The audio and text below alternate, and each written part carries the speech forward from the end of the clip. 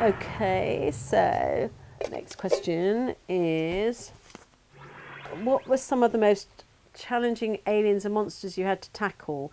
Which did you feel the most pleased with, and did any fail to come out as planned?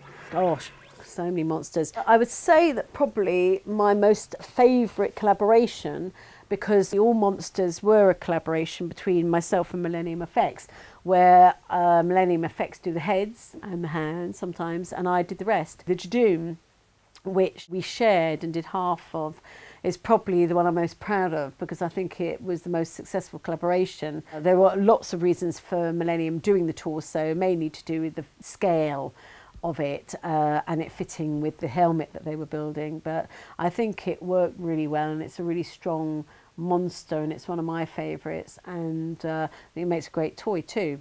I would say that earlier on in the series too, you know, my first monster was the Sycorax, but then when we started getting into people like the Clockwork People, you know, there are certain things I would know now that I didn't know then. For example, Millennium made rather a large arm rig, which they bought in the day before we were shooting, for the Clockwork Man, which had to incorporate all the weapons which shot out of his sleeve.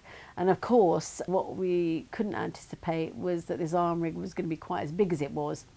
So at the last minute, we ended up having to rip open the sleeve and put in a great big panel to make the sleeve bigger to accommodate that rig. Now, it probably would be a question I would ask more of earlier on, rather than it being a surprise, you know, on the day. It doesn't always work out. Sometimes, again, although you may have seen the artwork, you may only see a head the day before, and it may not always fit perfectly with the neck or the collar or whatever it is that we've done.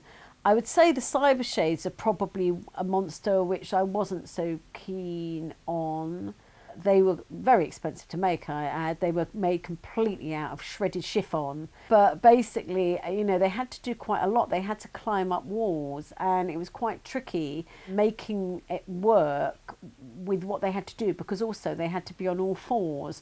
And Russell had a picture which he'd sort of scribbled of how he kind of anticipated the Cyber Shades being. Cyber Shades had hoods on, but when the faces came from Millennium, it was quite tricky to work out how to join the two together and fix it to make it work. So I don't know whether they ended up looking a bit more like shaggy dogs, I'm not really sure, but they probably, I don't know how we would have done it better, but I'm not sure. They certainly weren't my most favourite.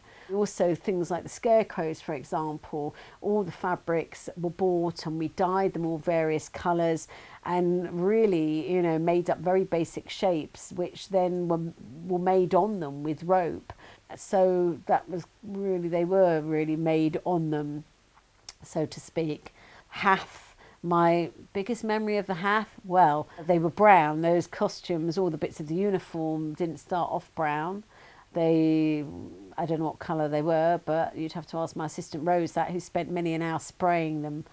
Everything was sprayed brown. I think she spent a week with car paint spraying in a great big stage on the floor, going slowly mad, I'd say. But you know, the Hath were quite fun to do. Obviously, then again, you have problems with the Hath on the day that they arrived. The guys hadn't quite worked out how to wear the heads and see through them easily. They were quite tricky, the Hath, to wear. But in terms of a costume, I think they look quite strong. You know, I think they're quite cute as a monster.